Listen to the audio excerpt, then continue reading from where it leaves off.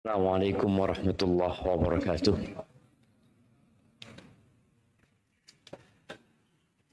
Alhamdulillah alladzi hadana li hadza. Segala puji bagi Allah Jalla Jalaluh yang telah memberikan hidayahnya kepada kita. Kalau bukan karena hidayah yang Allah berikan jemaah, kita nggak akan bisa sholat. Jangan bicara kajian, sholat pun nggak bisa. Bagaimana kita melihat saudara-saudara kita, kawan-kawan kita, kerabat-kerabat kita, yang untuk sholat saja sulit. Bahkan kita bingung, kenapa antum nggak sholat? Untuk beribadah kepada Allah SWT. Maka semoga kita menjadi hamba yang pandai mensyukuri nikmat yang Allah berikan. Allahumma salli wa sallim ala abdika wa rasulika Sayyidina wa maulana Muhammadin wa ala alihi wa ashabi ajma'in, amma ba'd. Ahibati fillah, mengingatkan kembali ya, tentang hak-hak saudara kita. Kalau 6 hak yang sering disampaikan oleh para ustadz, insya Allah kita semua tahu.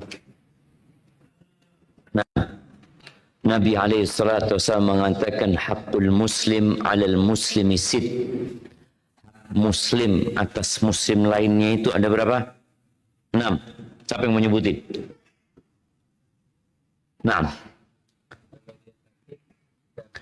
Kalau sakit kita besuk. Kalau meninggal kita iringin jenazahnya. Kalau minta nasihat kita kasih nasihat.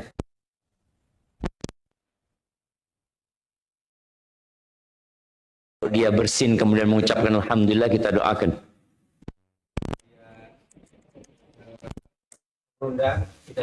Kalau dia undang kita penuhi undangannya. Baik, satu lagi.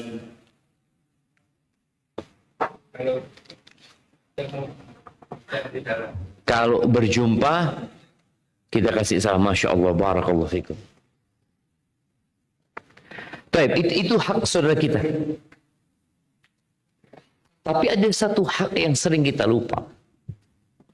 Yang hak itu sebenarnya dasar dari 6 hak tadi yang kita dengarkan. Itu hak untuk dicintai. Ya. Kalau 6 hak tadi adalah hak yang lahir, yang kita lihat. Nabi SAW di hadis lain mengatakan, la yu'minu ahadukum. Tidak beriman seseorang di antara kalian. Hatta yuhibba li akhihi ma yuhibbu li nafsih. Sampai dia mencintai saudaranya seperti mencintai diri sendiri. Sudahkah kita melakukan itu? Sudah belum? Kalau langkah ke sana aja belum kita lakukan, apalagi cinta itu kita berikan. Antum sudah kenal nggak dengan yang di kanan dan di kiri antum? Enggak kan? Nah, anak sebagian duduknya berjauhan ya, nggak ngurus sama siapapun. Coba antum kenalan dulu dengan yang di kanan dan di kiri. Untuk memulai itu cinta. Yang nggak punya di kanan di kiri cari orang. Berarti harus mendekat antum jamaah.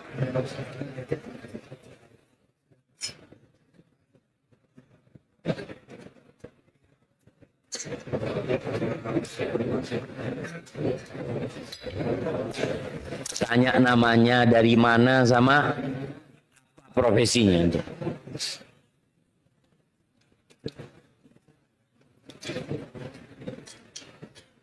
Mak-mak juga di belakang.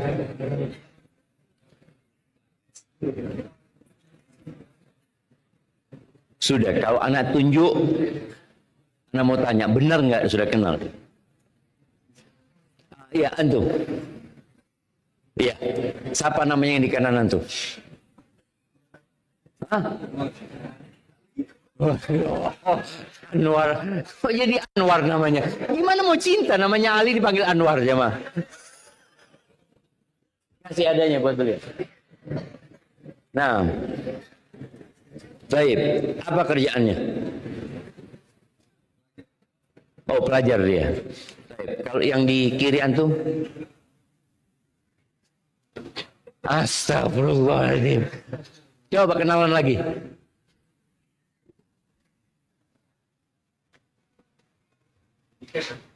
Siapa? Ika. Masya Allah. Dari mana?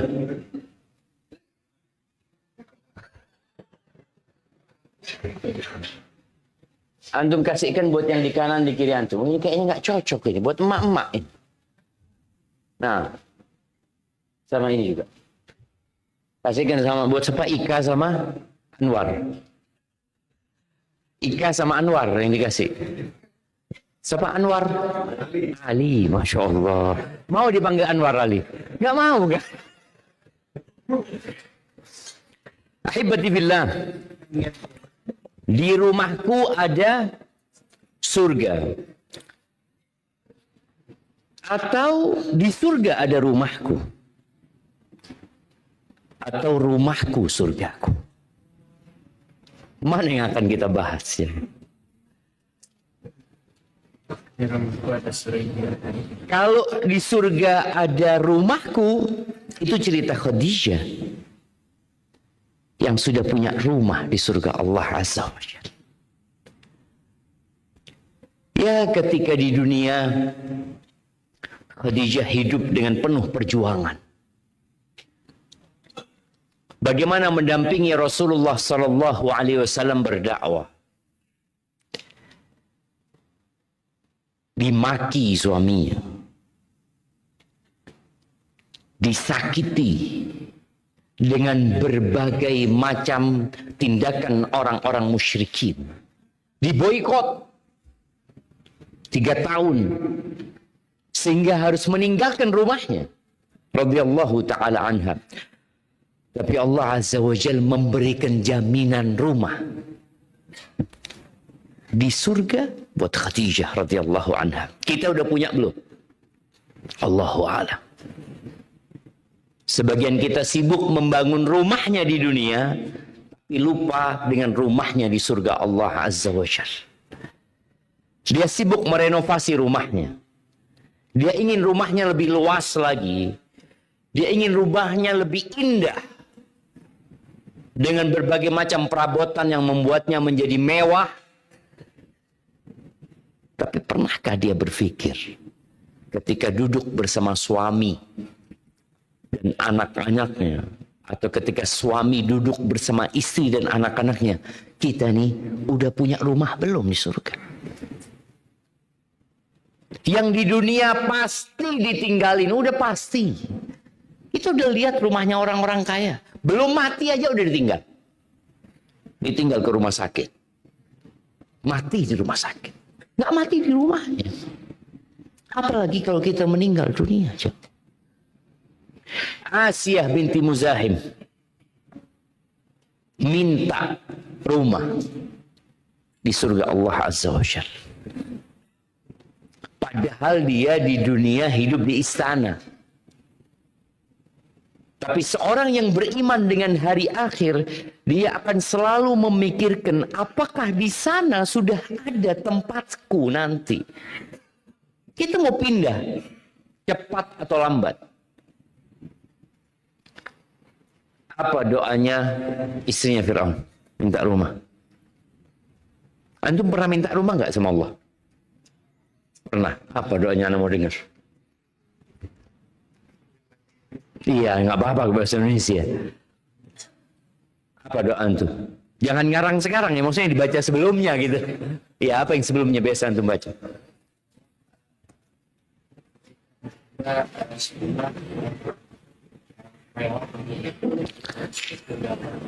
Oh tetap di dunia sama di surga ya. Minta ya Allah, minta rumah yang mewah di dunia dan di surga gitu. Masya Allah. Nggak lupa sama dunia itu. Masya Allah. Tapi mana kasih hadiah buat antum. Barakallahu fikum. Ahibati fillah. Nah. Siapa yang tahu doanya istrinya Fir'aun?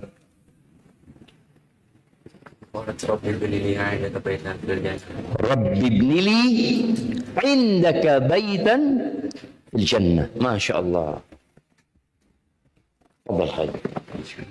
Ayakumullah. Di surat apa disebutkan itu? Tahrim ya. Antum kalau baca di ayat sebelum terakhir Tahrim, istrinya Fir'aun minta rumah. Itulah iman dengan hari akhir. Rabbibnili, ya Allah bangunkan buat aku ya Allah. Indaka, di sisimu. Ini yang kemudian muncul istilah al-jar qabla ad-dar. Tetangga dulu sebelum rumah. Sebelum memilih lokasi strategis, tetangganya dulu. Rabbibnili indaka baitan fil jannah. Rumah, di mana tempatnya? Di BSD? Bukan. Di surga Allah Azza wa Jalla. Ahibati billah,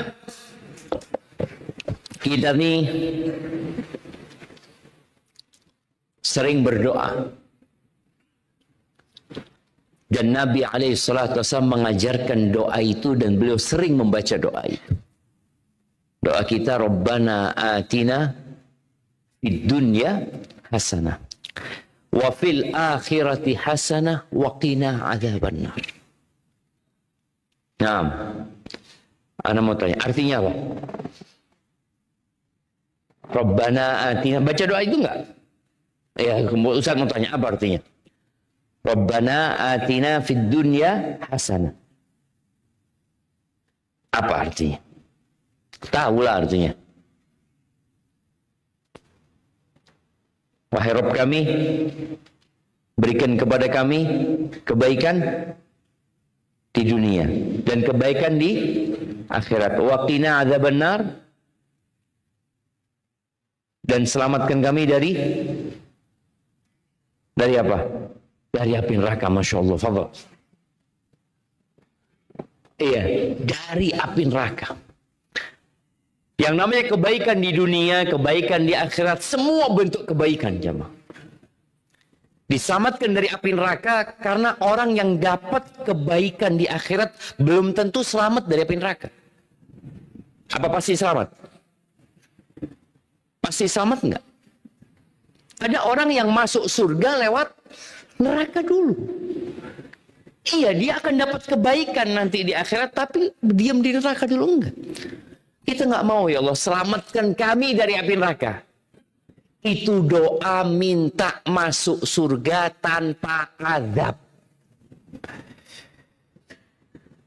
Ada orang yang minta surga. Allahumma inni as'alukal jannah wa a'udzubika minan nar. Ya biasa aja doa dia.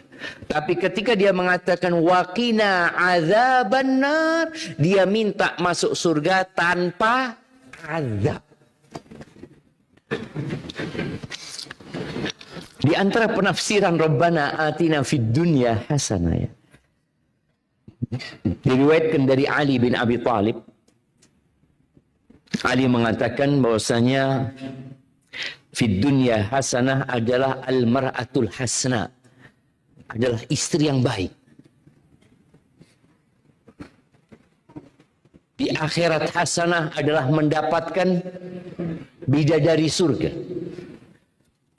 Waqina adzaban nar, selamatkan kami dari api neraka, selamatkan kami dari istri yang buruk, dari pasangan hidup yang buruk. Penafsiran ini kurang. Ulama menyebutkan dan boleh jadi nggak sahih. Ini hanya memberikan percontohan. Di antara kebaikan di dunia adalah istri yang soleha. Dan kalau buat istri, suami yang soleh.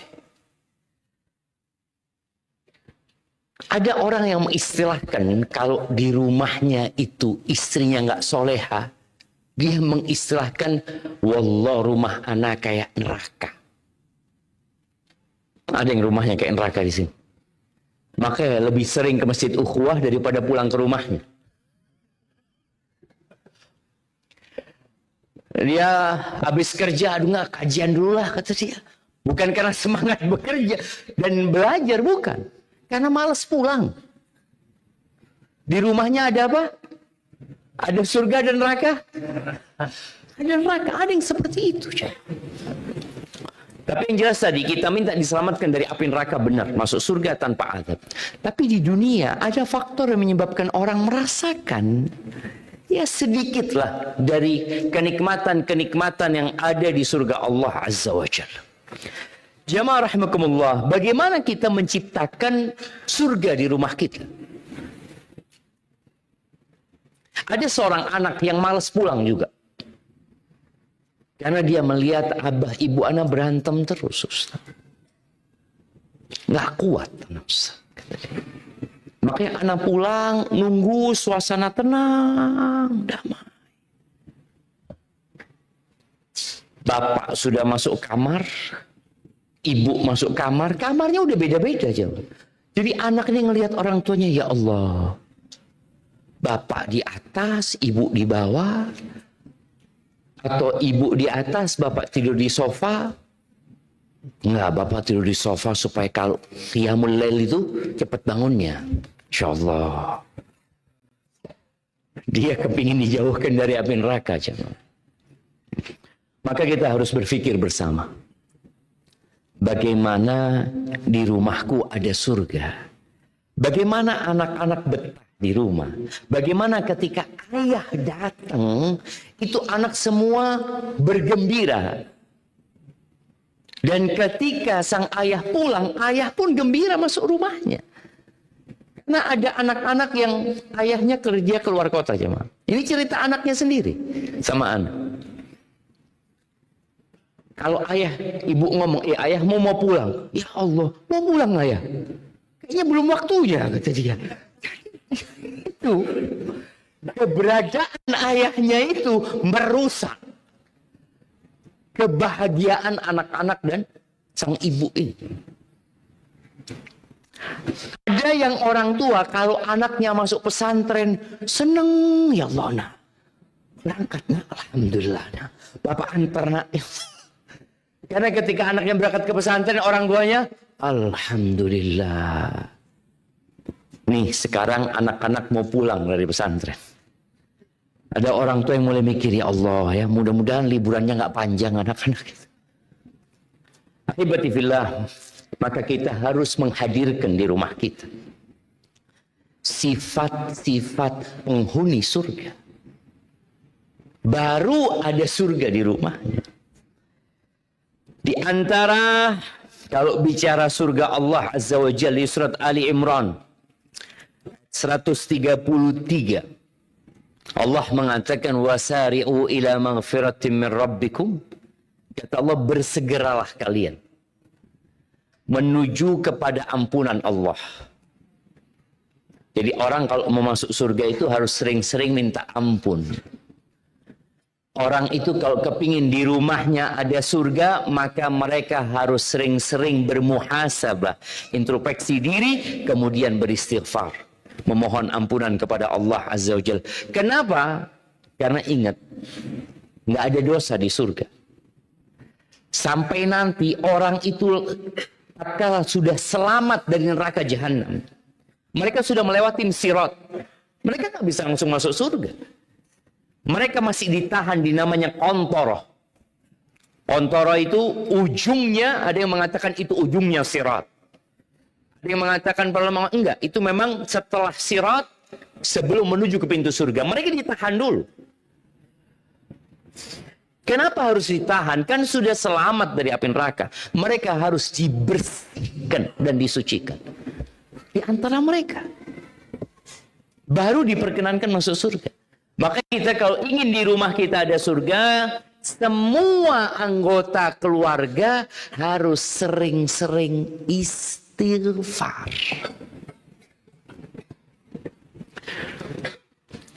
Istighfar ini butuh berwudu. Jamaah, enggak. Istighfar ini apa harus menghadap kiblat? Enggak. Istighfar ini apa harus dalam kondisi berdiri? Tidak. Berarti kita bisa istighfar dalam semua kondisi. Perempuan mau datang bulan, mau suci, kita disuruh istighfar. Tatkala kita memperbanyak istighfar, dosa-dosa yang kita lakukan Allah bersihkan.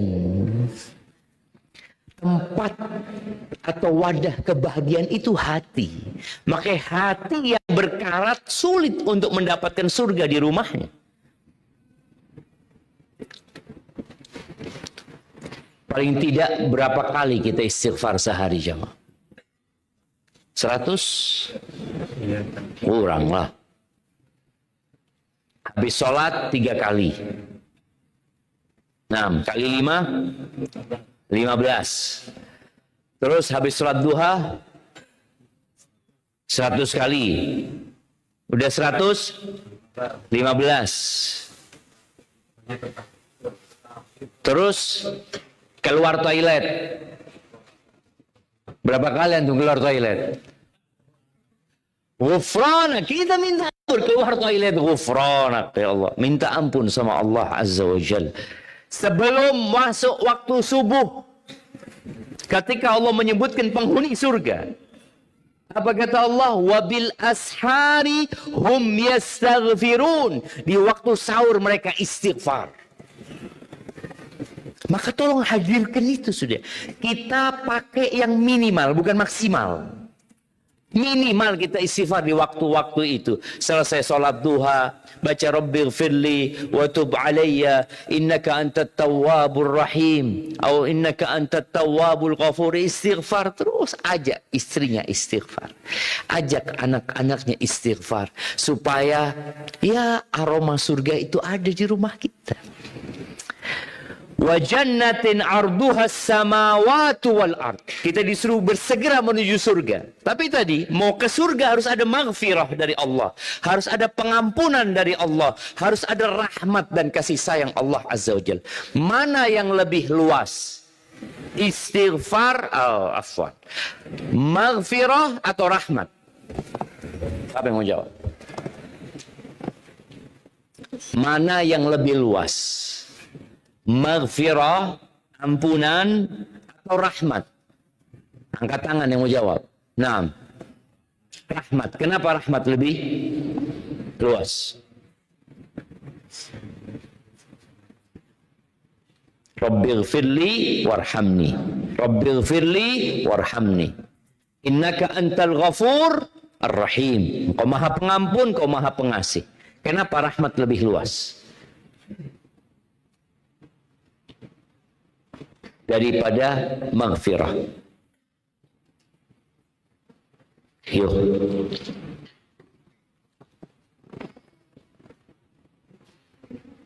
Nah, beliau bisa jawab lebih luas rahmat. Betul, sahih. Tapi pertanyaan selanjutnya, kenapa rahmat lebih luas daripada maghfirah? Siapa yang mau jawab?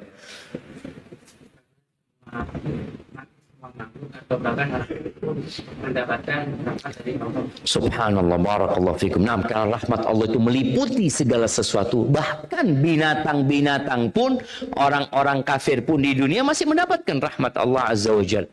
Barakallahu fikum. Nah, dan maghfirah itu bagian dari rahmat.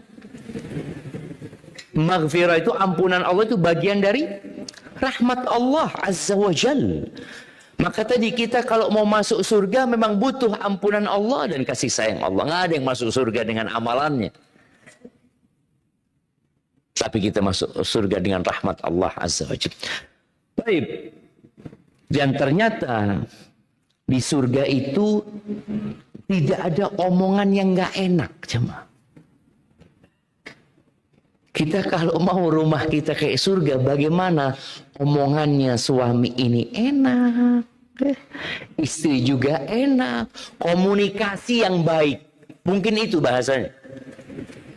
Allah Azza wa Jalla menyebutkan di surat Al-Ghashiyah ayat 11, La tasma'u fiha laghiyah.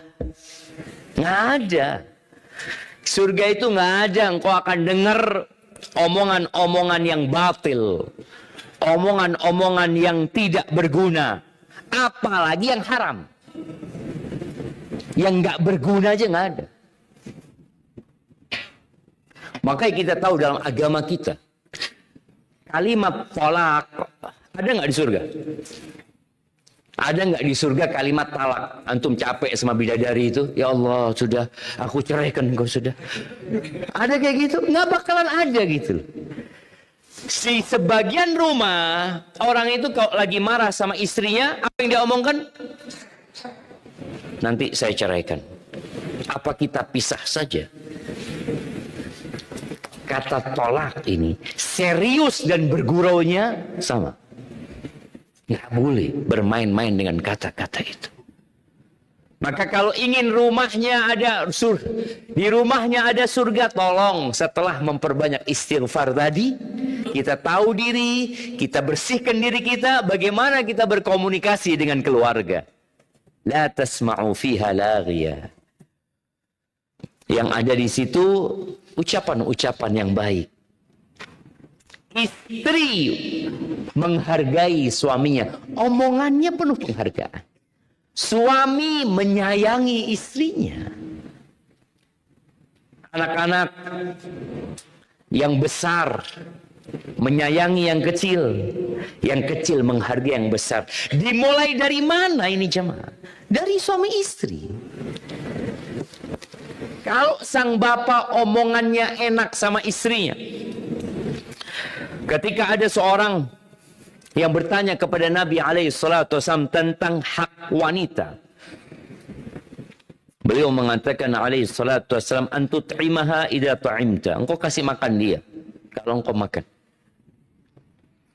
Wa antaksuha idza iktasat, kalau engkau beli baju, belikan baju dia, kasih baju dia. Jangan mikirkan dirimu sendiri. Kadangkala orang ini ya di beberapa tempat ya, suami istri ini masing-masing ya mah. Suami mau beli baju sendiri, istri beli baju sendiri, beli makan pun kadangkala bayar masing-masing. Nauzubillah. Ada di Indonesia ya mah. Ada nggak ke restoran, suami pesen ini, istri pesen ini, bilnya sendiri-sendiri. Apa kata dia? Nggak kayak gitu. Suami tanggung jawab sama istrinya. Kemudian wala tadribil wajha. Jangan memukul wajah. Pesan Nabi kepada seorang suami sallallahu alaihi wasallam, wala tuqabbih. Jangan menjelek-jelekan istrimu. Jangan. Ini ada ucapan-ucapan yang nggak enak buat istrinya. Istri kita nggak sempurna, dia bukan bidadari, dia belum jadi bidadari. Insya Allah mudah-mudahan dia jadi bidadari nanti. Sekarang jadikan dia bidadari di rumah, maka jangan dijelek-jelek. Subhanallah. Ketika Aisyah menceritakan tentang Ummu Zara, kisah tentang 11 wanita ya, yang mereka menceritakan tentang bagaimana suami mereka ya. Lalu yang terakhir cerita Ummu Zara. Ketika Ummu Zara menceritakan suaminya, Abu Zara ini katanya, suamiku ini baik banget. Bagaimana dia membuatku bangga dengan diriku sendiri. Bagaimana membuatku percaya diri. Jadi ada suami yang selalu mengatakan, enggak, engkau Masya Allah, engkau cantik loh. Engkau cantik loh. Nggak ada wanita yang lebih cantik dari dirimu. Padahal bohong dia. Umpamanya seperti itu. Tapi sang suami ini terus mengatakan kepada istri, enggak, engkau baik. Engkau penyabar orangnya. Engkau. Sampai istri itu, ya Allah makasih banyak ya. Itu yang perlu dilakukan suami. Bagaimana dia merangkai kata-kata yang membuat istrinya senang. Wala tuqabbih. Tapi kalau istrinya perlu dikasih nasihat, dikasih nasihat. Namun tetap dengan kata-kata yang indah. Nggak ada di rumah yang ada surga di dalamnya kebun binatang. Nggak ada. Kadangkala anak mendengar ya dalam rumah itu bapaknya habis beli apa dari kebun binatang ya. Kata-kata bapak itu semuanya sama binatang. Wala tuqabbih, jangan menjelek-jelek. Istri pun seperti itu. Ada istri yang suka merendahkan suami. Engkau lah bang, memang nggak bisa kerja. Astagfirullahaladzim, kok aku bisa dapat jodoh kamu? Ini omongannya nggak enak. Sudah terima, kata dia. Ucapkan kata-kata yang membuat dia akhirnya bersemangat. Bang, Masya Allah bang. Aku itu ketika memilihmu sebagai pendamping hidupku. Karena aku yakin. Engkau adalah yang terbaik bang. Kok bisa melakukan itu bang? Ya mungkin belum ada rezeki untuk saat ini. Tapi engkau mampu bang. Jadi kata-kata ini jemaah membuat rumah itu jadi adem ayem. Nasihat itu ya kalau bisa membangun memang. Tidak harus merendahkan orang yang kita kasih nasihat. Bagaimana Rasul Sallallahu Alaihi Wasallam ketika hendak memberikan nasihat kepada para sahabatnya, di antaranya Mu'ad bin Jabal, beliau mengatakan Sallallahu Alaihi Wasallam, Wallahi inni uhibbuk, demi Allah aku cinta sama engkau. Ini kata-kata indah. Dan penghuni surga ingat, la tasma'u fiha laghiyah. Di surat Al-Waqiah Allah mengatakan di ayat 25-26, la yasma'una fiha laghwa wala ta'thima. Nggak ada orang di surga itu mendengarkan ungkapan-ungkapan yang nggak enak, omong kosong yang tidak berguna, wala ta'thima, dan tidak pula dosa-dosa, nggak ada. Terus apa yang didengar? Illa qilan salaman salama. Positif semua yang diomongkan di surga itu. Ungkapan yang menyelamatkan kita, yang menyelamatkan saudara kita dari sakit hati. Ya gimana Ustaz kalau anak pernah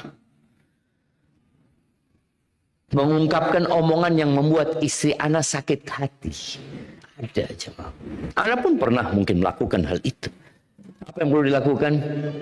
Penghuni surga itu adalah orang-orang yang menahan emosi sebenarnya dan pandai memaafkan orang lain. Ya udah, antum minta maaf. Loh, anak pemimpin Ustaz loh, nggak ada masalah. Apakah komandan yang menyakiti anak buahnya kemudian dia tidak melakukan permintaan maaf? Tetap dia minta maaf. Bisa dituntut sama anak buahnya pada hari kiamat. Apakah istri kita punya hak menuntut kita kalau kita pernah memaki dia? Punya hak nggak? Punya hak dia. Dan boleh jadi dia memang simpan hal itu. Iya bang, memang aku butuh sama engkau. Aku akan sabar. Demi anak-anak aku mempertahankan rumah tangga ini. Walaupun sudah kayak neraka mungkin rumahnya. Dan semoga engkau cepat mati bang. Ada istri yang seperti itu? Ada, coba. Ada. Dia tinggal nunggu waktu. Cuma ya mungkin doanya belum dikabulkan. Jadi antum masih hidup. Tapi tadi, tatkala antum ungkapannya menyenangkan hati, takut pasangan hidup kita kalau suaminya berangkat lebih dulu. Ya Allah, jangan sampai. Allah, mudah-mudahan dipanjangkan umurnya, diberkahi dia. Bagaimana doanya Aisyah radhiyallahu taala anha. Kemudian jamaah, Nabi alaihi salatu wasallam itu memberikan jaminan surga buat orang yang bisa menjaga lisannya dan menjaga kemaluannya. Ada orang yang omongannya bagus tapi selingkuh, na'udzubillah, berzina dia. Tetap dia bawa neraka. Ada orang yang dua-duanya nggak benar, lah atasnya baik, wala bawahnya dia jaga. Imam Bukhari meriwayatkan dari Sahal bin Sa'ad As-Sa'idi radhiyallahu anhu, Nabi alaihi salatu wasallam bersabda, "Man yadman li ma baina lihyaihi wa ma baina fakhidaihi au baina rijlaihi adman lahul jannah." Barang siapa yang menjaminkan buat aku yang di antara kedua rahangnya, yakni lisannya, dan di antara kedua kakinya, yakni kemaluannya, aku jamin surga buat dia. Surga. Makanya kalau seorang laki-laki sudah berzina, neraka tempat rumahnya. Oke, dia tutupin perzinaannya. Dia pikir istrinya nggak tahu. Dia pikir keluarganya nggak tahu. Boleh jadi jamaah, mereka sudah pada tahu. Sang istri tidak lagi enak melayani suaminya. Sang suami juga nggak nyaman ketika pulang ke rumahnya ngelihat kondisi istrinya. Seorang yang tidak menjaga Allah di luar rumah, dia akan penuh dengan kecemasan terhadap istrinya. Boleh. Na'udzubillah, istrinya berzina dengan supirnya. Karena kita tidak menjaga Allah Azza wa Jalla di luar sana. Ini jaminan. Kemudian Rasul sallallahu alaihi wasallam bersabda jamaah tentang orang beriman. Surga itu hanya buat orang beriman. Laisal mu'min, orang mukmin itu laisa bit-ta'an, bukan orang yang suka memaki, menyalah-nyalahkan, menuduh-nuduh, walal la'an, dan tidak suka melaknat, tidak suka mengutuk, walal fahish, omongannya nggak keji, walal badhi, nggak kotor omongan. Itu orang beriman. Dan buat para wanita, ingat ya, ketika Rasul sallallahu alaihi wasallam menyebutkan penghuni neraka, ternyata kebanyakan wanita, salah satu sebabnya yukthirnal la'n. Wanita itu banyak melaknat. Omongannya pedas, kadang-kadang menyakiti. Maka tolong dijaga. Baik.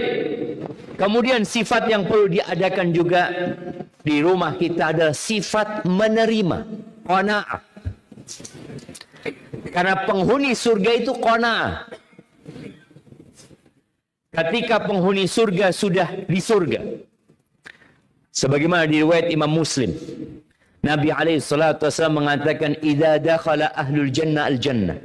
Ketika penghuni surga sudah masuk surga, yaqulullah tabaraka wa ta'ala, Allah berkata kepada mereka, "Turiduna syai'an azidukum?" Kalian ingin sesuatu tambahan dari aku? Tuh. Allah mau memberikan tambahan, menawarkan tambahan kepada penghuni surga. Apa kata penghuni surga? Ya Allah, alam tudkhilnal jannah. Bukankah engkau sudah memasukkan kami ke surga ya Allah? Ini yang diingat nikmat-nikmat yang Allah berikan. Wa tunajjina minan nar, engkau selamatkan kami dari api neraka. Iya kata dia. Maksud mereka udah cukup ya Allah, ini sudah nikmat yang besar sekali jemaah. Diselamatkan dari api neraka, dimasukkan ke surga. Fayakshiful hijab. Di situ tambahan dari Allah. Dibuka hijab antara Allah dengan penghuni surga. Dan mereka dikasih nikmat yang lebih agung daripada nikmat memandang kepada wajah Allah Azza wa Jalla. Jadi hadirkan qanaah di diri kita. Selalu ingat dengan nikmat yang Allah berikan. Dan nikmat Allah itu banyak macam. Kemarin ana nyetir mobil di belakang truk. Hikmah itu dhalatul mukmin. Hikmah itu barang yang hilang dari orang mukmin ya. Dimanapun dia dapatkan, ya dia ambil gitu. Kadang-kala di belakang truk itu ada hikmah. Ada hikmah enggak? Adalah, ada yang hikmah, ada yang azab. Nah, ada yang gambar yang na'udzubillah ya, ada yang kata-kata juga tidak baik. Tapi ada hikmah. Anda ngomong sama istri Anda, coba baca. Anda pelanin, kita mau nyalip, kita nyalip dulu lah. Karena ada hikmah di balik truk itu. Hikmahnya mengatakan, sibukkan dirimu dengan bersyukur.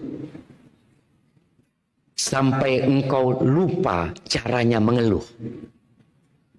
Jangan sibukkan dirimu dengan mengeluh sampai engkau lupa caranya bersyukur.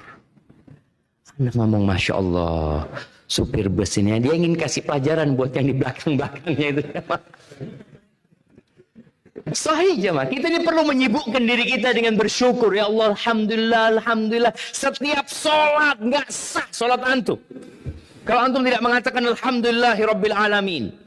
Tadi malam antum baca alhamdulillahirabbil alamin. Tadi imamnya baca alhamdulillahirabbil alamin. Nanti zuhur alhamdulillahirabbil alamin 4 kali. Nanti asar 4 kali alhamdulillahirabbil alamin. Maghrib alhamdulillahirabbil alamin 3 kali. Isya alhamdulillahirabbil alamin. Setahun penuh kita terus mengatakan alhamdulillahirabbil alamin. Tapi kadangkala kita tidak memaknai ucapan kita.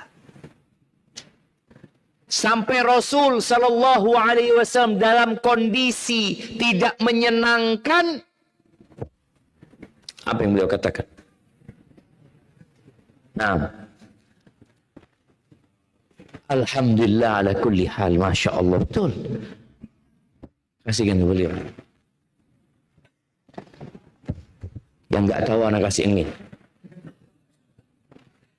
Alhamdulillah ala kulli hal. Segala puji buat Allah dalam semua kondisi. Apapun kondisi. Maka tadi ketika rumah ini isinya alhamdulillahirabbil alamin. Yang pertama isinya istighfar. Kemudian yang kedua isinya kata-kata yang baik. Kemudian isinya alhamdulillah. Suaminya datang di afwan. Hari ini nggak ada yang laku. Sang istri mengatakan, alhamdulillah ala kulli hal. Terus gimana? Sudah yang ada dimakan. Orangnya menerima, pandai bersyukur, tidak suka berhutang. Nabi berlindung dari hutang. Allahumma inni a'udzubika minal ma'thami wal maghram. Ya Allah, aku berlindung kepadamu dari dosa dan hutang, dosa utang, dosa utang. Sampai Aisyah tanya, ya Rasulullah, engkau takut banget sama utang. Sedangkan kita dianjurkan berhutang. Ya dulu, sekarang udah berubah. Dulu itu di tiang-tiang listrik jamaah banyak anjuran berhutang. Di tembok-tembok.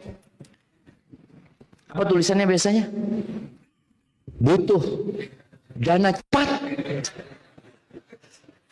tanpa jaminan BPKB atau apa saja jemaah.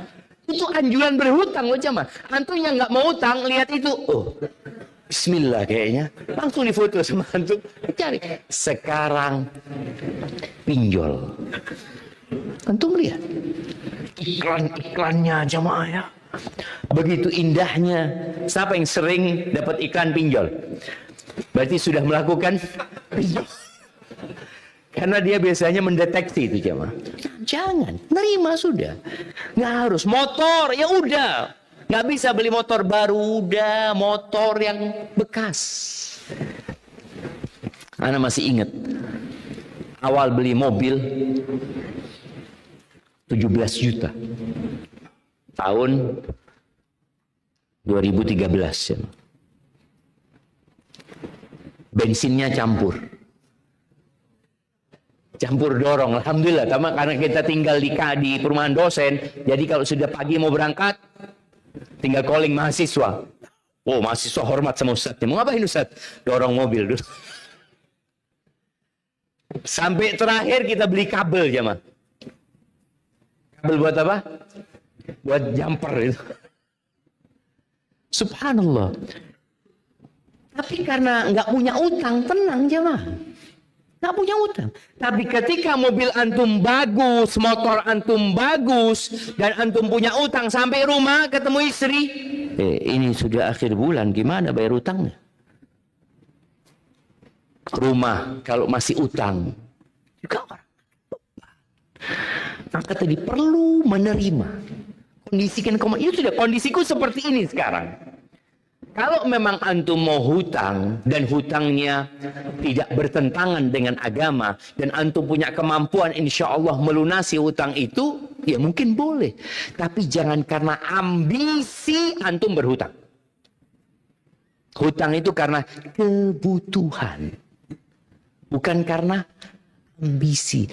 Kalau antum berambisi mau buka usaha ini dan itu, jangan hutang. Gimana Ustaz? Bagi hasil. Kerjasama. Soalnya kalau kerjasama, antum gagal, antum nggak harus melunasi. Kalau umpamanya memang kondisinya nggak ada rezeki di sana. Tapi kalau antum hutang, kan orang berpikir, Ustaz, kalau bagi hasil kan ana yang capek Ustaz. Dia enak dapat hasilnya. Loh, engkau berpikir dia dapat hasilnya. Ketika antum rugi, dia dapat rugi juga. Tapi ketika antum berhutang, kalau utang kan full Ustaz, hasilnya buat anak Ustaz. Betul. Ketika antum gagal, siapa yang nanggung? Ya semuanya antum yang nanggung. Maka tolong kita berusaha untuk memiliki hati yang menerima. Bagaimana caranya? Jangan sering-sering ke mall. Tapi sering-seringlah ke kampung orang-orang miskin. Jangan sering-sering ke pasar di HP. Jangan. Terus terang kalau antum mau masuk pasar, pastikan memang antum sedang butuh sesuatu. Kan ada orang yang kerjanya cuma lihat-lihat. Apa yang diskonan? Dia lihat. Antum enggak butuh sesuatu sebenarnya. Tapi mungkin ada yang murah. Jangan cema. Ketika butuh, anak sampai ngomong sama keluarga itu, kalau engkau mau ke pasar, catat tuh, mau beli apa. Jadi ke pasar itu, pasar ini tempat yang paling dibenci Allah Azza wa Jalla. Sudah, mau beli itu ketujuannya. Kalau bisa pakai kacamata, udah. Sekarang ada video-video edukasi mungkin jamaah ya. Ada seorang suami nge-gym dia jamaah. Nge-gym. Nge-gym cuma satu gerakan. Sret. Narik coba. Sret. Sret. Bawah. Sret. Tanya sama sahibnya. Bang, ana lihat antum ini udah sebulan cuma itu doang. Kata orang, anak engkau belum nikah. Engkau akan tahu nanti apa manfaatnya ini kalau sudah nikah. Kata dia. Ternyata manfaatnya kalau ke mall, kata dia, istri mau ke toko sebelah, tarik, sret. Mau nyebrang, sret. Jadi kuat. Itu. Subhanallah jemaah. Tadi tolong kalau engkau memang butuh dan tidak ada uang fantol, tapi kalau mau buat usaha lebih baik bagi hasil, kerjasama. Dan memang keuntunganmu berkurang. Memang engkau yang bekerja, tapi ketika terjadi sesuatu engkau nggak terbebani. Sekali lagi tadi, pasar baik yang di handphone, marketplace itu, atau yang di luar, tolong ketika antum mau masuk sana, bukan lihat-lihat. Dulu ketika kita belum ngaji, ke mall itu ngapain? Cuci mata. Nah, imma cuci mata yang haram, imma cuci mata yang mubah. Apalagi kalau kita di Mekah ya, yang berangkat umroh kemudian tinggalnya di Zam-Zam Tower sana, mau ke masjid, mau sholat ini lewat pasar aja mah. Lihat kanan, oh kayaknya nanti habis sholat mau ke sini. Padahal dia nggak butuh, cuma karena kelihatan habis sholat berangkat dia ke sana. Waktu kita mahasiswa, kita sering ya tadi, karena memang menuju ke masjid ini harus lewat pasar dan pertukuan jemaah. Kalau di Medina juga sama. Kadang kala kita lewat tuku jam. Ada jam Radu, Rolex ya. Kita mahasiswa cuma ngelihat, ya Allah. Kita ini gaji 800 real jemaah. Ngelihat jam berapa, coba lihat. Lihat. Oh, ya 100 jutaan lah. Terus nggak ada yang lihat doang. Terus sholat ke masjid. Kira-kira ketika ke masjid, apa yang dia bayangin? Jam tadi, Allahu Akbar, mahal banget tadi jam itu, ya Allah. Padahal kita seharusnya ke masjid dengan kondisi lepas dari dunia. Tapi ternyata kita masuk masjid, dunia itu kita bawa. Ruku, sujud, kita bawa. Maka tolong kalau memang ingin menghadirkan tadi yang namanya qanaah, lihatlah kepada yang di bawah. Jangan pernah memandang kepada yang di atas, ya. Baik, kemudian orang yang sudah di dalam surga itu seharusnya nggak akan keluar lagi. Maka kalau di rumah antum ada surga, jangan suka ngelayap antum. Kalau suka ngelayap berarti di rumahnya belum ada surga. Allah Azza wa Jal menyebut istri itu sakan, artinya tempat kedamaian. Dan tempat tinggal itu disebut juga sakan, tempat ketentraman gitu loh. Semua beban hidup di luar. Ketika Nabi alaihi salatu wasallam pulang ke rumahnya, beban itu selesai. Kenapa? Karena di rumahnya ada surga, ada Khadijah radhiyallahu taala anha. Ada seorang wanita yang senantiasa menguatkan diri Nabi SAW, mendukung Nabi alaihi salatu wassalam. Dan kita pun, emak-emak perlu tahu ya, ketika laki-laki pulang ke rumahnya, istrinya ada di rumah. Dalam kondisi istrinya enak dipandang. Karena bidadari surga itu enak dipandang. Terus, istri anak kayaknya kurang enak dipandang, Ustaz. Apa anak ganti, Ustaz? Istri antum itu enak dipandang, tapi syaratnya satu. Antum jangan mandang yang lainnya. Kita itu yang jadi masalah kadang kala suka memandang yang lain. Ketika memandang istri kita jadinya, oh kayak gini ya.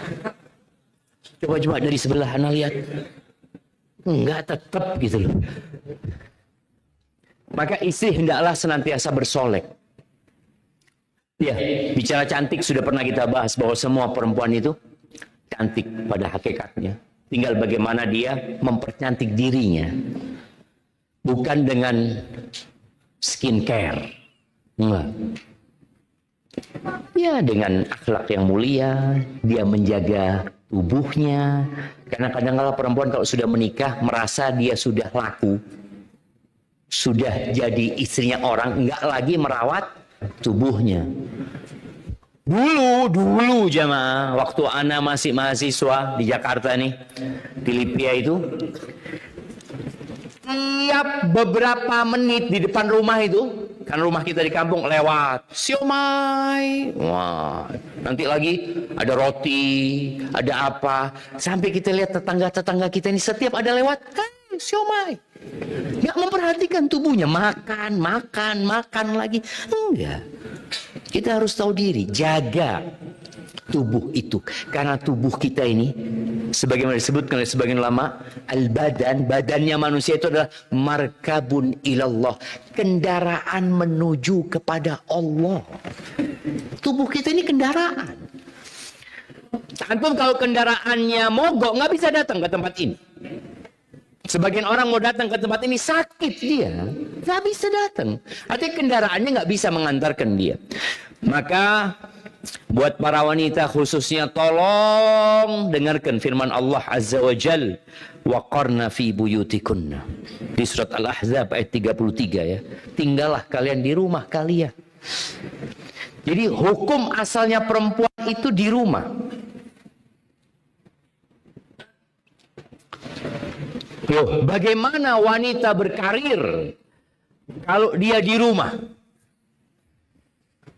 Karena sampai sekarang kita masih melihat adanya tindakan diskriminasi terhadap wanita.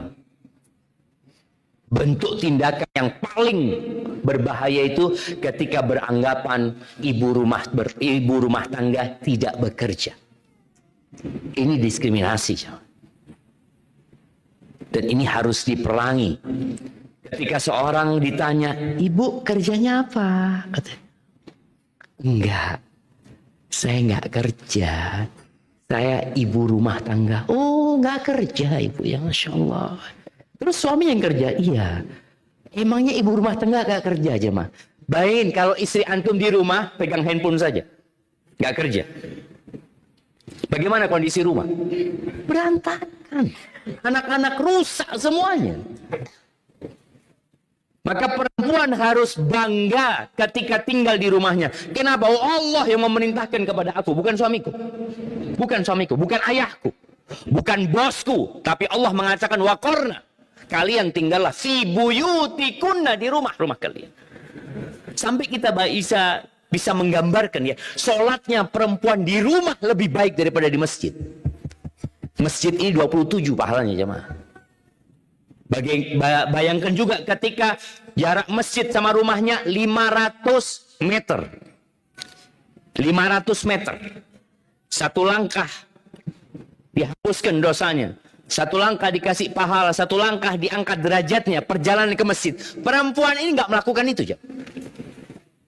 Dia di rumahnya. Tapi lebih baik daripada kalau dia berangkat ke masjid. Apalagi untuk yang lainnya. Ketika ada keperluan, ada kebutuhan, silahkan keluar. Ada kebutuhan. Wala tabarrajna tabarrujal jahiliyatil ula. Tapi tolong jangan bersolek seperti orang jahiliyah. Subhanallah. Ada sebuah nasihat dari Abdullah bin Mas'ud. Dia mengatakan, "Ma taqarrabat imra'atun ila Allah bi'a'zam min qu'udiha fi baitiha." Tidaklah seorang wanita mendekatkan dirinya kepada Allah dengan amalan yang lebih baik daripada dia tinggal di rumahnya. Dia tinggal di rumah saja dapat pahala. Tinggal di rumah aja. Apalagi kalau di situ dia berzikir, dia sholat, dan wanita semakin tersembunyi sholatnya, semakin baik. Ummu Humaid. Ada seorang sahabat wanita namanya Ummu Humaid. Dia istrinya Abu Humaid. Dia datang kepada Nabi SAW. Dia mengatakan, ya Rasulullah. Dia mau curhat sama Nabi. Alaihissalatu wassalam, ya Rasul, inni uhibbu salata mak. Aku itu suka banget sholat bersamamu ya Rasulullah. Aku tuh suka banget sholat bermakmum bersamamu. Siapa yang jadi imam?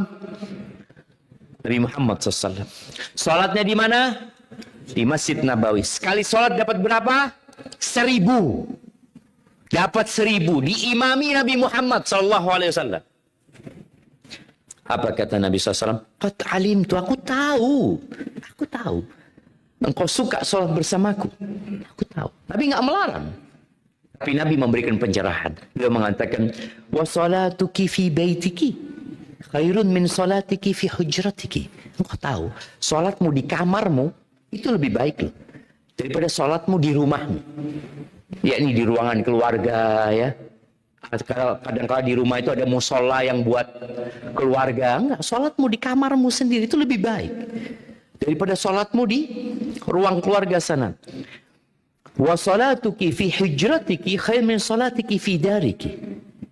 Dan sholatmu di rumahmu itu lebih baik daripada sholatmu di kompleksmu. Jadi dari itu ya kayak rumah yang banyak kamar-kamarnya jemaah.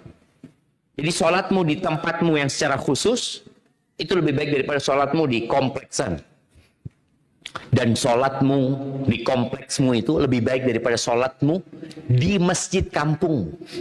Dan sholatmu di masjid kampungmu itu lebih baik daripada sholatmu di masjidku, kata Nabi SAW. Akhirnya Ummu Humaid ini mencari tempat paling mojok di rumahnya, yang paling gelap. Di situ dia minta dibikinkan ruangan. Dia sholat di sana.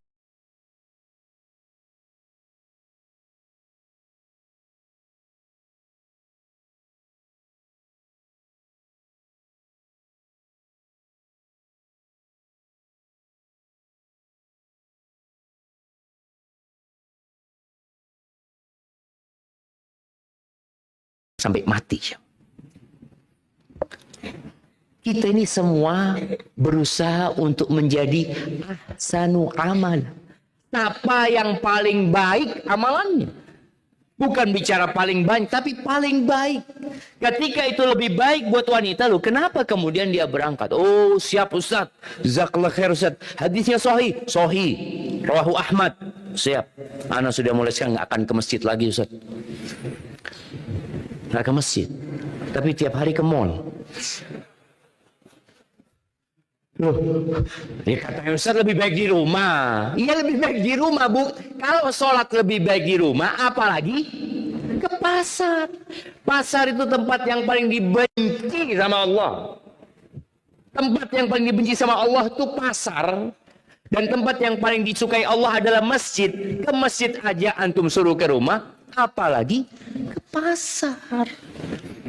Dan ketika Allah mensifati penghuni surga itu, di surat Ar-Rahman ayat 72 Allah mengatakan hurun maksuratun fil khiyam. Dia adalah bidadari-bidadari yang tertahan di rumah-rumah mereka. Disebutkan oleh Ad-Dhahhak la yakhrujna minha. Mereka enggak suka keluar dari sana, jemaah. Kemudian disebutkan mahbusat laisa bitawafat fit turuq, bukan wanita yang suka jalan-jalan keliling, bukan. Maka semoga kita bisa menghadirkan rumah kita, menghadirkan surga di rumah kita. Dan bagi yang belum bisa atau belum ada surga di rumahnya, banyak-banyak berdoa jemaah. Memohon kepada Allah Azza wa Jalla. Apa doanya? Rabbana atina fid dunya hasanah.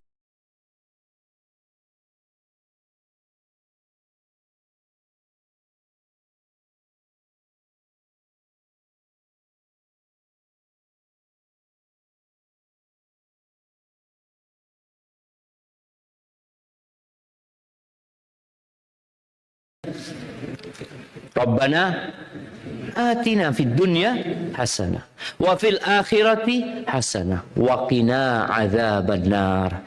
Barakallahu fiik, mungkin itu yang dapat Anda sampaikan.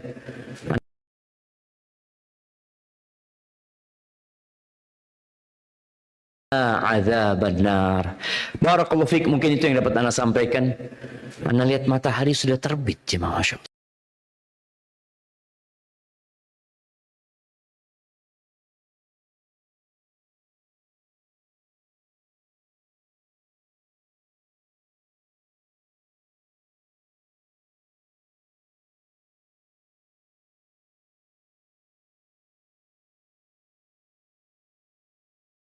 Fil akhirati hasanah wa qina adzabannar. Barakallahu fiik, mungkin itu yang dapat Anda sampaikan. Anda lihat matahari sudah terbit, jemaah. Masyaallah. Cepat banget sekarang.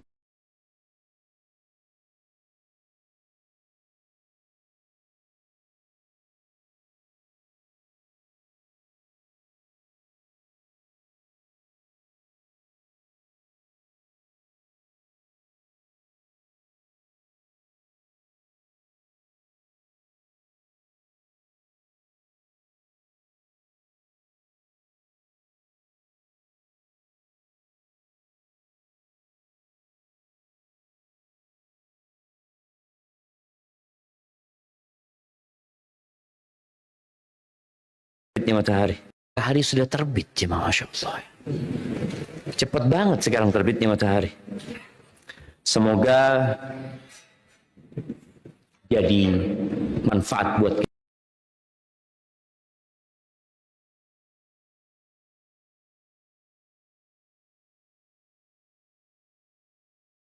kita semua. Adapun buat para laki-laki yang terakhir ya, tolong jadi laki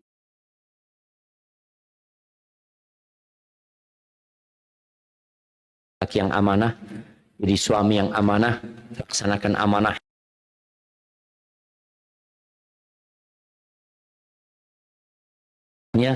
Karena siapapun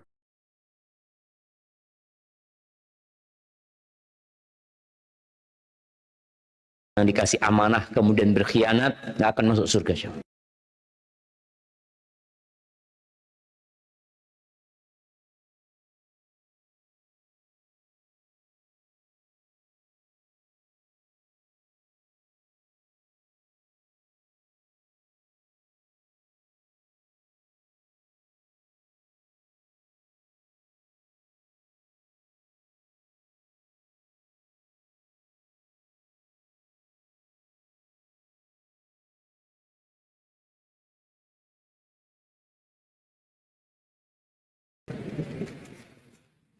Siapa saja yang dikasih amanah, waqina adzabannar. Barakallahu fiik, mungkin itu yang dapat Ana sampaikan. Ana lihat matahari sudah terbit, jemaah, masyaallah. Cepat banget sekarang terbitnya matahari. Semoga jadi manfaat buat kita semua. Adapun buat para laki-laki yang terakhir ya, tolong jadi laki-laki yang amanah, jadi suami yang amanah, laksanakan amanahnya, karena siapapun yang dikasih amanah kemudian berkhianat tidak akan masuk surga. Siapa saja yang dikasih amanah kemudian dia berkhianat kepada rakyatnya, maka Allah haramkan dia masuk surga. Baik. Masya Allah, ada pertanyaan ternyata. Emak-emak ini. Ustadz, sebaik-baiknya wanita di rumah jika kita sering keluar kajian bagaimana dan sudah diizinkan suami. Jangan sering-sering lah keluar rumah. Artinya tadi, kalau memang harus keluar dan niatnya benar. Karena ada perempuan keluar itu gara-gara bosen di rumah. Kemudian datang kajian, niatnya ya cuma untuk menghilangkan kejenuhan. Sayang sekali. Dia tidak akan mendapatkan pahala menuntut ilmu nantinya. Tapi kalau dia niatnya, enggak Ustaz, Ana benar, Ana ingin menuntut ilmu. Dan Ana ketika datang kajian, iman Ana bertambah Ustaz. Silahkan. Bukan enggak boleh ya. Boleh. Tapi di rumah lebih baik buat para wanita. Namun kalau dikatakan Ustaz, Ana kalau di rumah futur Ustaz. Iman Ana tambah turun. Dan terus terang Ana kalau sholat di Masjid Ukhwah ini kok lebih khusyuk Ustaz ya. Karena mungkin imamnya enak ya. Seperti itu. Oh, tafadhol, silahkan. Tapi intinya jangan sering-sering keluar rumah.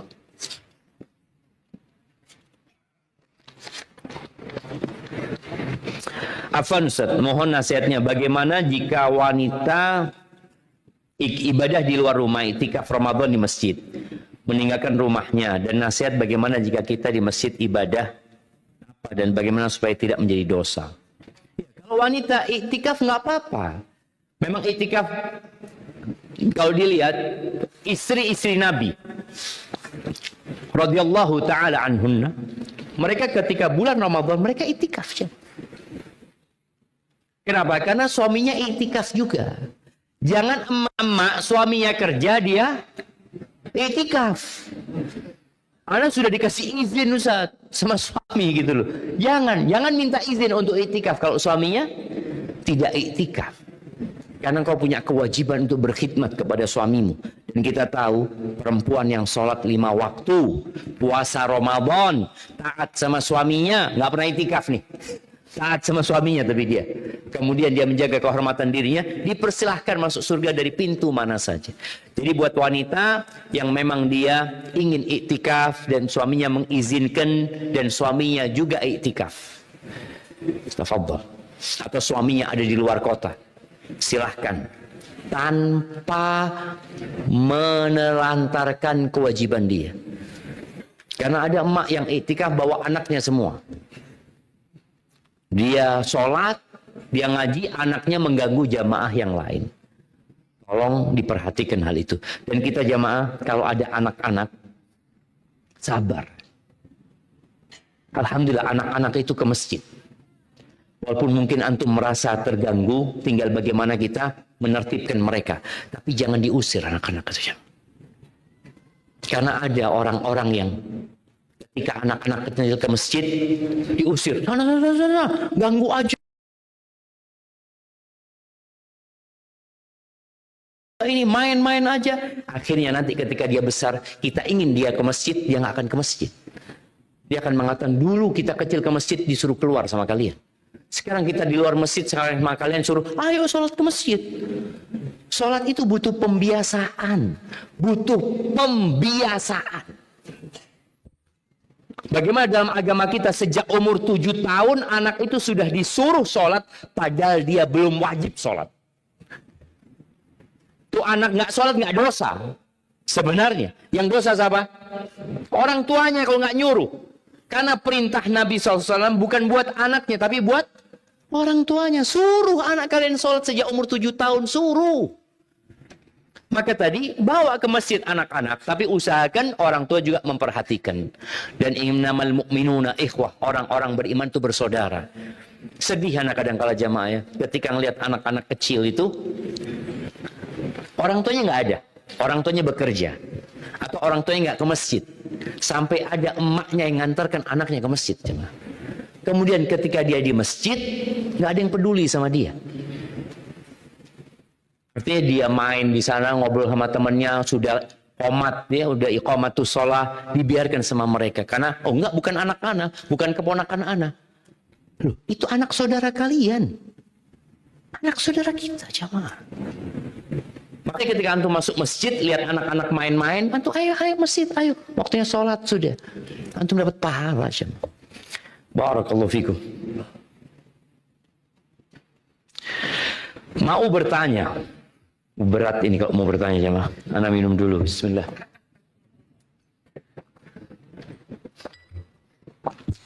Alhamdulillah.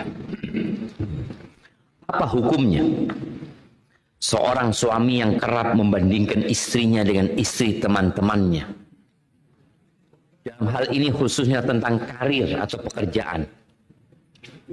Suami sering meminta saya untuk ikut bekerja di luar agar bisa seperti istri teman-temannya yang mayoritas wanita karir.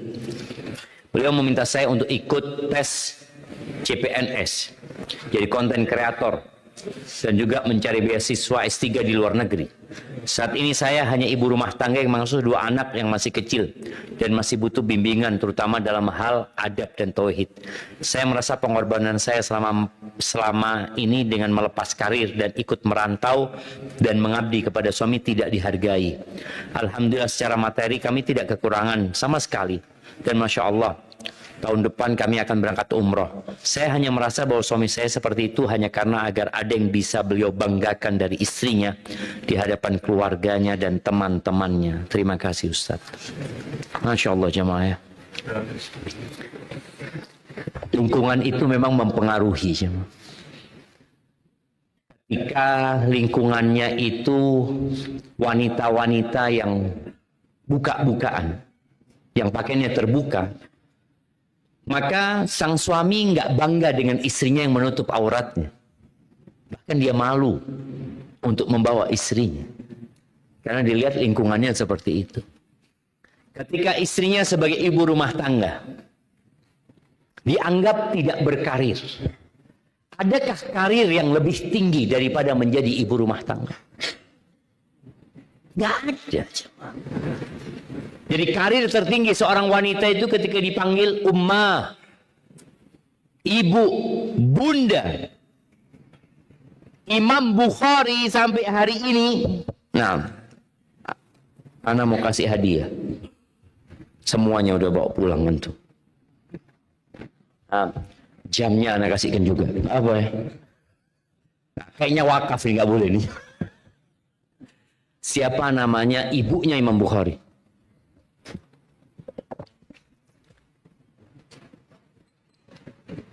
Ada yang tahu? Siapa namanya? Nah, Khalid.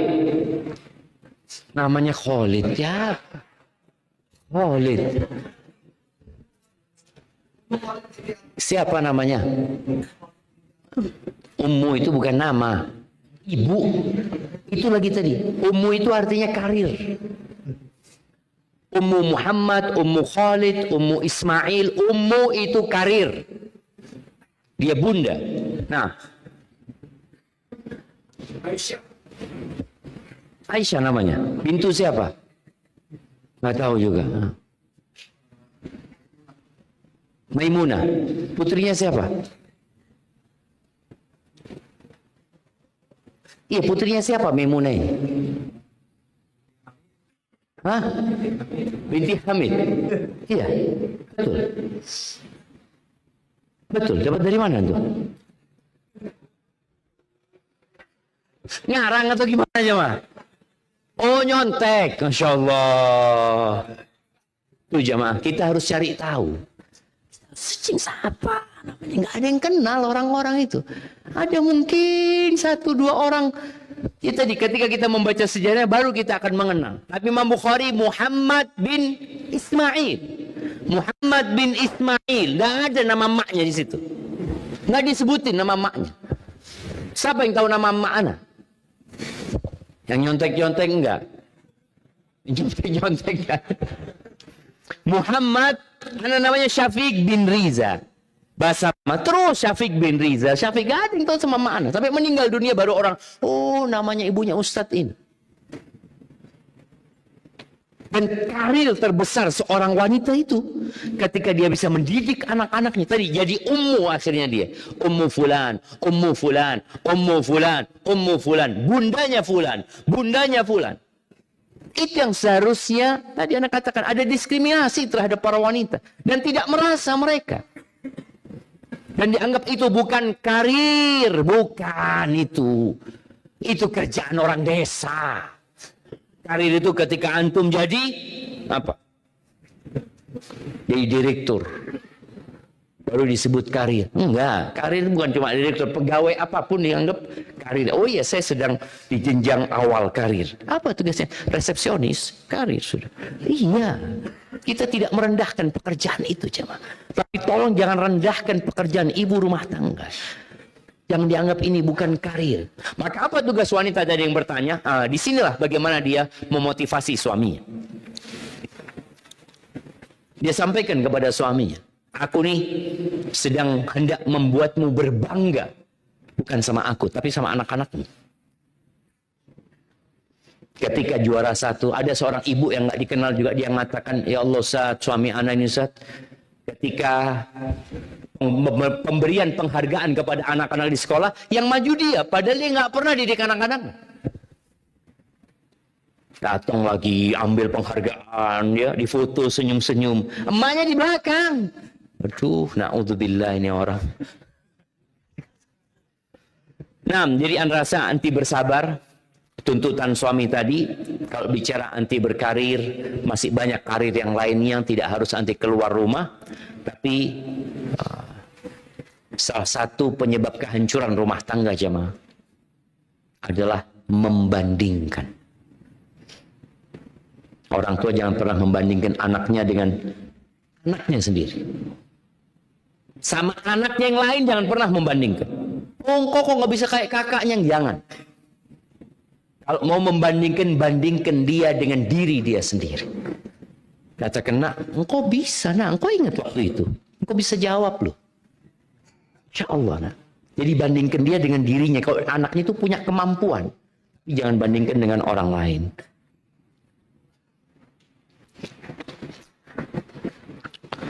Saya mau bertanya Ustaz. Oh, ini kebalikannya, jemaah. Bagaimana menyikapi istri yang selalu menuntut suami untuk berpenghasilan tinggi, selalu tidak bersyukur. Apalagi setelah saya resign dari bank, in beberapa situasi atau kondisi dia menghina dan menjatuhkan saya, padahal saya selalu berusaha yang terbaik untuk keluarga. Barakallahu fiikum. Apa yang perlu dilakukan? Sabar, jemaah. Sabar ya, menghadapi istri yang memang mungkin dulu antum memilih dia bukan karena faktor agamanya. Antum hijrah, boleh jadi dia belum hijrah. Boleh jadi circle dia belum berubah. Sehingga dia mendapatkan bisikan-bisikan tadi. Orang itu emang suka dengan kebanggaan. Dan kehidupan dia ini tafakhur untuk membanggakan diri, padahal semua akan ditinggal.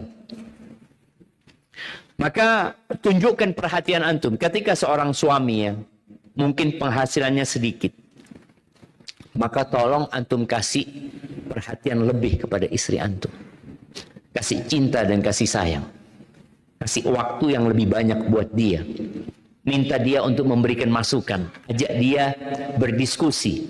Supaya keberadaan dia dihargain sama antum. Dan ketika antum usaha kemudian nggak sukses, dia tahu ini sudah hasil musyawarah kita bersama gitu loh. Jadi tidak saling menyalahkan nantinya, sambil terus didoakan. Ana izin bertanya Ustaz, ana seorang suami yang mendapati istri ana selingkuh dengan laki-laki lain.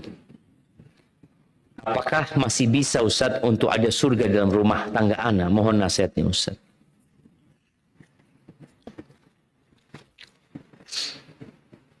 Naam, ahibbati fillah. Yang pertama, kita tahu semua berbuat dosa. Kalau istri antum bertobat dari dosa yang dia lakukan, antum boleh mempertahankan rumah tangga. Tapi kalau dia tidak bertobat, maka antum ganti istri. Anda mendengar seorang syekh cerita ya. Ada laki-laki menikah dengan wanita. Di malam pertama itu, wanita itu ngomong sama suaminya. Aku punya rahasia, kata dia. Kalau engkau mau menyimpannya, nggak apa-apa, kata dia. Dan itu harapan aku. Ya, apa kata dia? Aku hamil. Dia berzina aja. Aku hamil, kata dia. Dan sekarang terserah engkau. Kalau engkau mau sampaikan ke keluargaku, ya mereka akan bunuh aku nanti.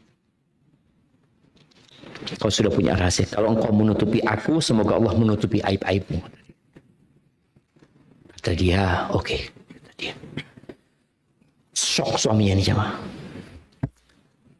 Setelah berapa hari diajak istrinya pindah ke kota lain. Dipisahkan dari keluarganya. Karena kalau ada keluarganya nanti datang besuk dia, lihat perutnya dia semakin besar ya, seperti itu.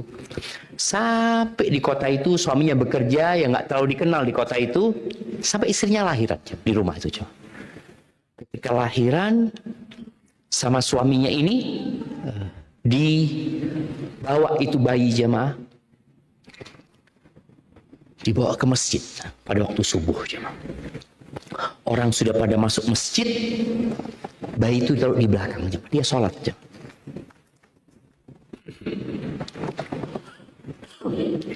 Setelah sholat dia berzikir, ribut di belakang, ada bayi dibuang, ada bayi dibuang, ada bayi dibuang.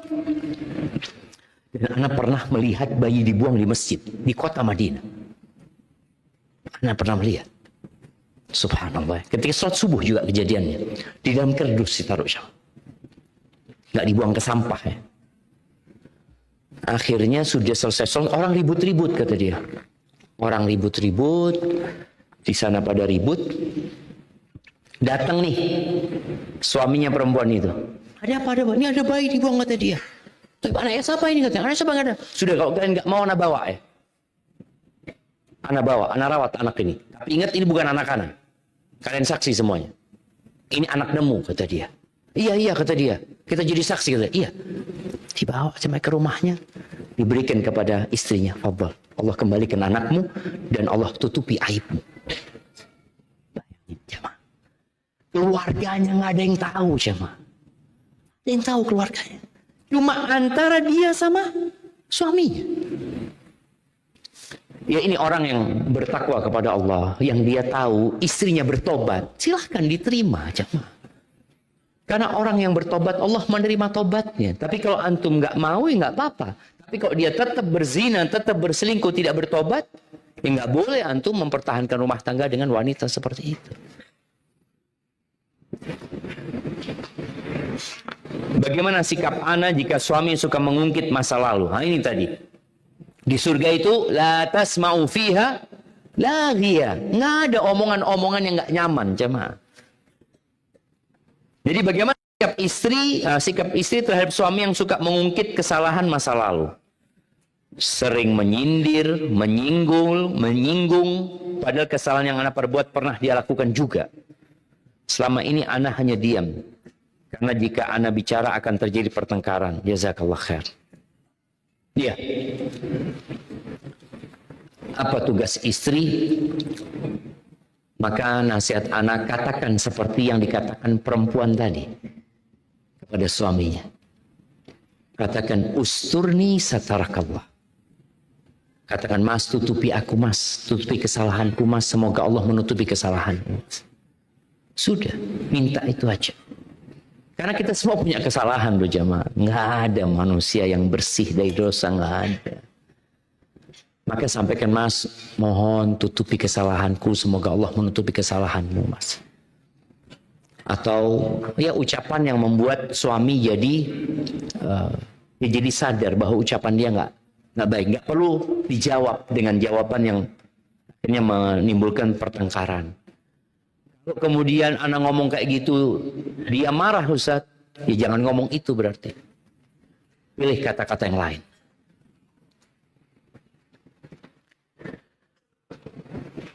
Pada saat anak sedang berselisih dengan istri, seringkali pada saat anak berbicara satu patah kata, istri anak membalas dengan 3-4 patah kata. Baru satu jawabannya langsung 4. Dan akhirnya anak lebih memilih diam untuk menghindari anak menjadi kesal. Apakah sikap anak dengan berdiam diri sudah benar? Dan bagaimana cara menasihati istri yang suka membantah? Iya, sikap antum sudah benar. Sudah benar. Jadi ada kondisi yang kita harus diam. Kalau enggak, setan datang. Makanya Allah mengatakan, "Qul li ibadi yaqulu allati hiya ahsan." Katakan kepada hamba-hambaku agar mereka memilih kata-kata yang terbaik, bukan yang baik jemaah, tapi yang terbaik. Kalau ada 5 kata baik, antum pilih yang paling baik. Kenapa disuruh milih itu? Inna syaitana yanzaghu bainahum. Syaitan itu berusaha untuk membuat mereka bertikai. Jadi ada kata-kata yang bersayap kadangkala.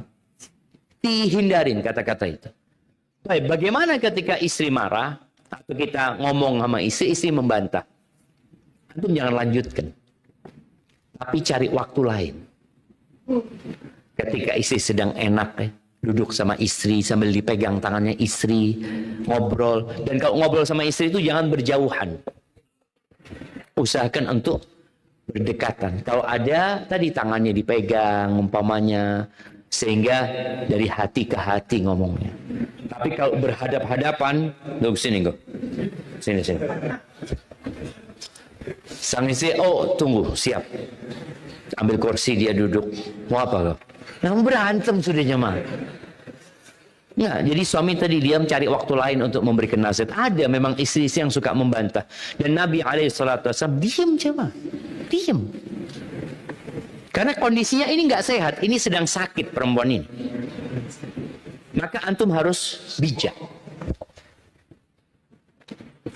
Apa istilah orang Jawa? BSD ini masuk Jawa enggak jemaah?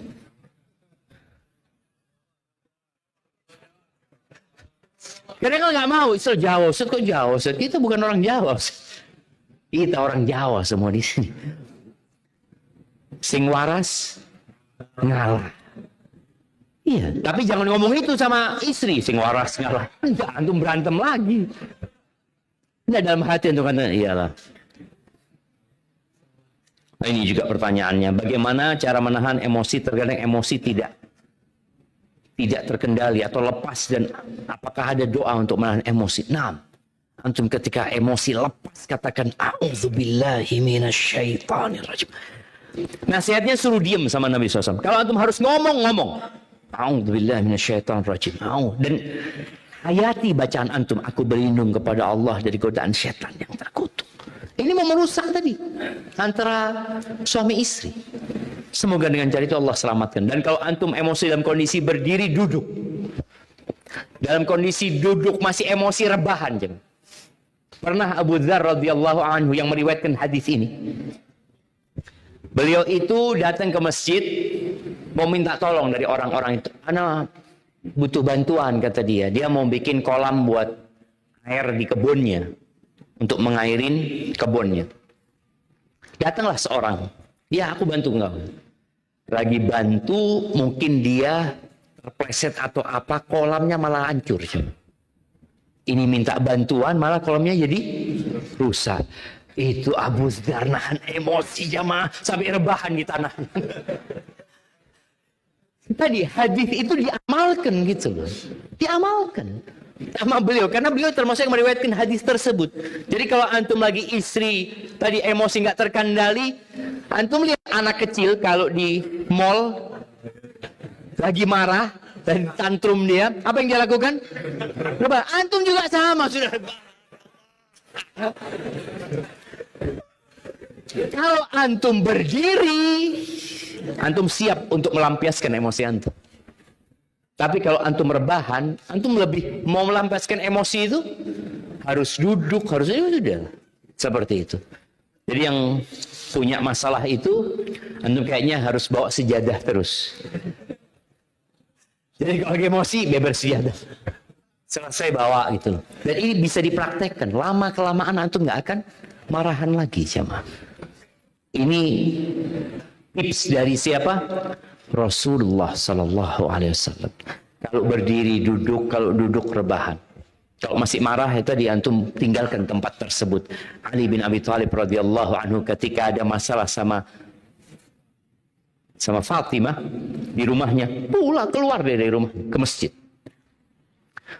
Ada perempuan kadang-kala kalau kita lagi emosi, dia lagi emosi, kita keluar. Bang, kemana bang? Selesaikan dulu sini. Sini. Ada mama ini, antum jangan ikuti. Masalah, sudah antum sudah panas, masalah, sudah keluar sudah antum.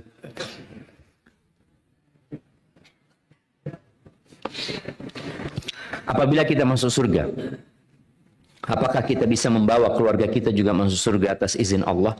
Bisa. Bahkan Allah yang menggabungkan. Allah Azza wa Jalla mengatakan, "Walladzina amanu wattaba'athum dzurriyyatuhum biimanin alhaqna bihim dzurriyyatahum wa ma alatnahum min amalihim min syai'." Dan orang-orang yang beriman kemudian diikuti oleh keluarga, anak keturunan yang beriman, kata Allah, kami akan gabungkan mereka, jemaah. Bahkan di surganya nanti ada dua penjelasan para ulama. Boleh jadi kalau salah satu anggota keluarga, anak keturunannya di bawah ya, di surga yang bawah, orang tuanya lebih tinggi, itu bisa diangkat ke tempat orang tuanya jemaah. Atau mereka akan bisa saling berkunjung. Barakallahu fikum. Ustaz, ana punya anak. Niatnya dimasukkan ke pesantren, tapi anak ragu-ragu, takut dengan masalah ilmu dunianya. Karena kebanyakan orang kalau masukkan anak ke pesantren, mau kerja apa? Sama ini, dulu orang tua anak juga kayak gitu. Paman-paman ya, bukan abahan. Paman-paman waktu anak mau masuk pesantren, Syafiq, ngapain masuk pesantren? Apalagi tahun 90-an. Pesantren itu dulu bengkel. Ya. Bengkel, tapi bengkel yang tidak bergaransi juga. Jadi yang nakal itu selalu diancam apa sama orang tuanya? Pesantren. Enggak apa. Nah, jadi ancaman pesantren itu ancaman, jemaah. Seperti itu. Makanya kawan-kawan anak dulu pesantren ada yang peminum, bayangin. Nggak sholat dia. Ya tadi memang diancam sama orang tuanya karena belum benar dimasukin. Kita dulu kalau nggak salah waktu pertama masuk itu 35 anak. Lulus itu dari itu mungkin cuma 5 anak atau lebih jamaah. Kita berguguran mereka jamaah. Sekarang enggak. Jadi kalau bicara pesantren mau kerja apa? Kerja apa saja. Jadi insya Allah anak-anak di pesantren itu bukan hanya diajarin masalah akhirat. Dia juga belajar masalah dunia. Makanya tidak sedikit anak-anak pesantren melanjutkan ke UGM, melanjutkan ke UI, nggak ada masalah. Karena di pesantren itu bukan full belajar urusan agama, nggak, tetap dia perlu belajar tentang urusan dunia. Dan kita tahu juga negara kita sekarang sudah memberikan kelonggaran ya. Dulu ini pesantren ada dua macam. Ada pesantren yang masih kejar paket. Ada pesantren yang sudah berafiliasi ke Dikbud umpamanya atau ke Depak ya. Semuanya sekarang aman untuk melanjutkan kuliah. Tinggal bagaimana memotivasi anaknya untuk bersungguh-sungguh belajar. Jadi kalau urusan dunia jangan takut. Kejarlah akhirat, dunia akan dapat. Sebab-sebabnya tetap kita lakukan. Baik, ini pertanyaan terakhir jemaah. Ustaz Afwan, ana mau bertanya, bagaimana cara agar ayah ana bisa bertobat dari kemaksiatan yang dilakukan secara terang-terangan? Ayah ana berselingkuh. Apakah ada doa khusus? Syukran Ustaz. Yang pertama buat anak ya, hendaklah dia terus berbakti sama ayah. Karena kita wajib berbakti kepada orang tua walaupun orang tua kita kafir. Walaupun orang tua kita menyuruh kepada kekufuran, kita tetap berbakti. Baik. Apa yang harus dilakukan anak? Jalin komunikasi yang baik sama orang tua. Hormatin orang tua, hargain orang tua, sehingga nyambung antara ayah sama anaknya ini. Lalu cari waktu yang tepat. Katakan kepada ayah, ayah, apa benar ayah sudah nikah lagi? Apa pertanyaannya? Apa benar ayah selingkuh? Ya. Tanyakan, apakah benar ayah sudah menikah lagi? Semoga dari sana baru bisa dibuka obrolan. Ya, berikan masukan kepada ayahnya, tapi antum harus siap diusir sama ayah. Ya, Nabi Ibrahim diusir sama bapaknya. Nabi sudah dengan akhlak dan adab diusir sama bapak. Tidak ada masalah, tapi antum sudah menyampaikan nantinya. Ketika ayah mengatakan enggak, ya. Ya Allah, jemaah. Semua diuji. Ada yang diuji sama ayahnya, ada yang diuji sama emaknya. Ada seorang anak yang mengatakan, Ustaz, anak ini kesian sama bapak anak, Ustaz. Ibu anak ini sering keluar malam, Ustaz. Dan akhirnya anak nggak kuat, anak gerebek ibu anak, Ustaz. Iya. Karena ada orang yang katanya nggak bisa dikasih nasihat, mungkin hukuman itu bisa membuat jerah, digerebek. Dan betul di hotel bersama laki-laki lain, ibunya. Barakallahu fiik. Banyak berdoa, terus berbakti sama orang tua, dan jangan memberikan nasihat kecuali antum tidak dalam kondisi emosi. Karena kalau sudah emosi, yang ada ya kata-kata yang tidak baik nantinya. Subhanakallahumma bihamdika asyhadu an la ilaha illa anta astaghfiruka wa atubu ilaik. Assalamualaikum warahmatullahi wabarakatuh.